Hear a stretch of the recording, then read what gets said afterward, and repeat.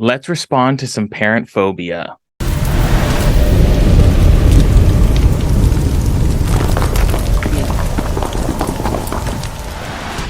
So Flint here is actually a teacher within Orange County, California.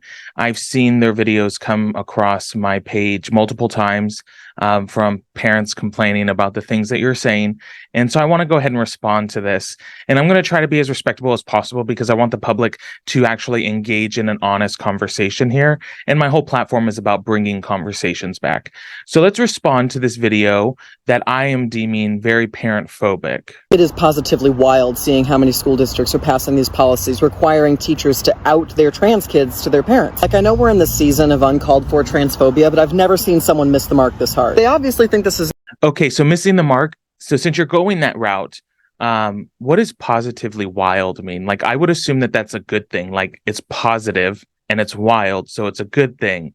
So I think that that is a misconception that you're trying to pass right there, or some sort of word vomit. I don't know. Necessary, but for what exactly? Do they think that teachers are really like this entire group of malicious secret keepers? We're like super desperate to break apart the family unit. Teaching is a very particular profession. I would argue that this isn't a wide scale thing happening with every single teacher. Of course, we have teachers that don't want to keep secrets from parents. Hence, like Sean Raymond from, I believe it's Garden Grove Unified School District, potentially about to lose his job for not wanting to keep secrets from parents. And so I think it's quite interesting that you bring this up, considering my school district's teachers union quoted AB 1266, which in its guidance, it actually gives the schools an answer as you should hide a child's transgender records away from their original records and lock it away either in the principal's office or in the nurse's office. So when a parent comes and wants to obtain their child's records, they're getting falsified documents. They're not getting the full story. So is it necessarily the teachers keeping it from them? Some are. Is it the district keeping it from them? Some are. But the ones that want to eliminate those things from happening are like these school districts that are implementing the parental notification policy that we're going over here. We want our kids to connect with their family. We have evidence that makes them more successful, happier. You want a queer kid to thrive as an adult, having support from their family is like a great start. So if having support from their family is a great start, that makes me want to challenge you a little bit.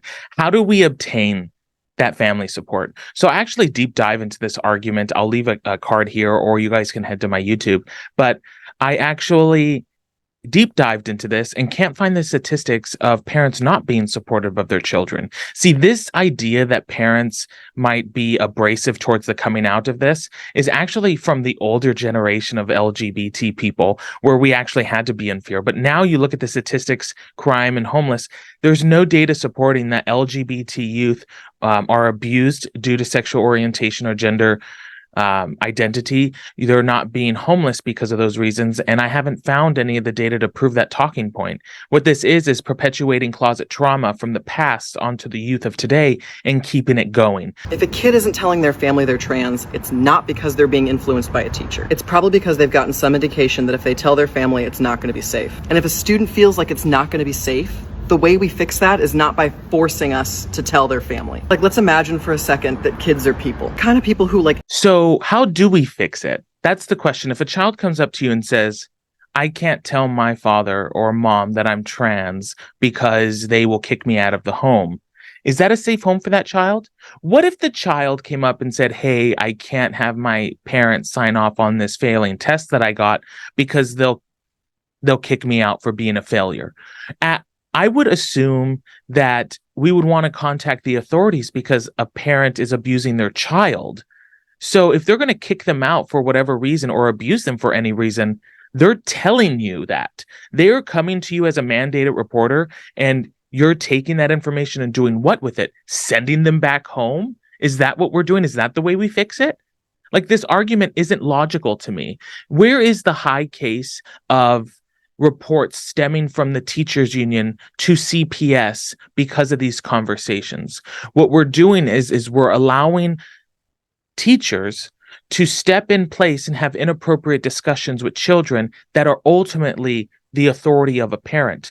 I understand that a child might feel more comfortable with you in this, but that is not your place. And as an adult, you would want to recognize that and say, hey, I understand that this is something you want to talk about.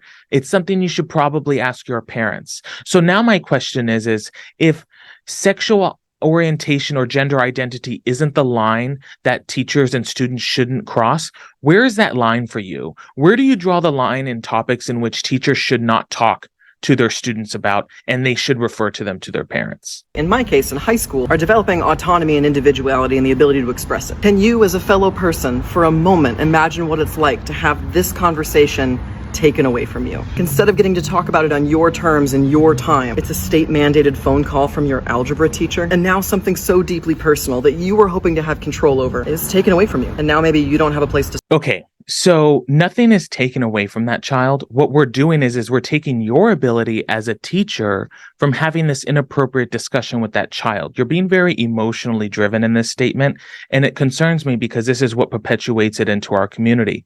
I understand that that child may have confided in an adult, and it is the adult's responsibility to ensure to push that child to their parents.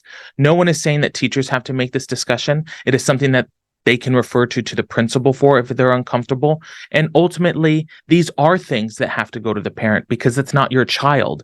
So when you start allowing a child to make decisions or express themselves in ways that change their mental health care, you have to let the parent know because that's the best for that child. Not doing so damages them. So here at the end, you say it doesn't fix anything. That's quite concerning to me because the overwhelming majority of our country supports the LGBT community. So you're depriving the majority from having that positive experience and placing them with the minority for the negative side. So inadvertently, you're increasing our mental health issues, and you're also increasing suicidality by keeping this away from parents. And so if the whole goal is to protect kids, we want to do that in the most logical sense possible, which would require us to notify the parents. And if that parent is going to be abusive of that information, then as mandated reporters, we want to get that child in a place where they feel safe and they're not being abused.